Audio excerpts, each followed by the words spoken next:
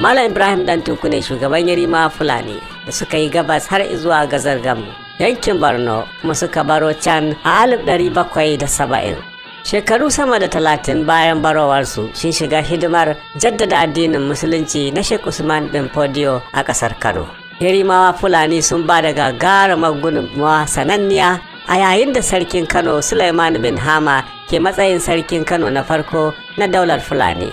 Akwai tarihi sosai game da ina ne asalin inda iyaye ko ma kakannin su Malam Ibrahim Dan Tunku Yarimawa Fulani suka zauna kafin su warwatsu a cikin wannan yankin na ƙasar Hausa. Yarimawa Fulani sun zauna a wurare kuma suna zaune a wasu wuraren har wannan ƙarnin na 21.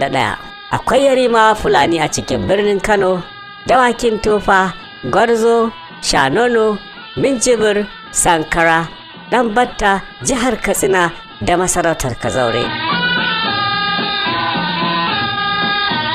Yarimawa Fulani sun daɗe a wannan sashen na ƙasar Hausa kamar yadda tarihi ya nuna. Tarihi na farko game da asalin inda iyaye ko ma kakannin Yarimawa Fulani su Malam Ibrahim Dan Tunku suka zauna shine na garin Daɓi ta da. Daɓi a da ta kasu gida uku. Akwai Daɓi Danjan ko Daɓi mai kasuwa, Daɓi Shangyal da kuma Daɓi Wailare. Wasu masana na ra'ayin cewa asalin Daɓi mutanen Birmaruwa suka kafa ta, su kuma Katsinawa ne na da. Daɓi ta kunshi kabilu kamar Fulani, Buzaye da Gobirawa a wancan zamanin. A tarihin waɗanda suka gani da idansu a kusa-kusan nan sun nuna cewa Sarkin Kazaure Umaru da ɗan Banufa ɗan Sarki Dambo na da shashawar Daɓi.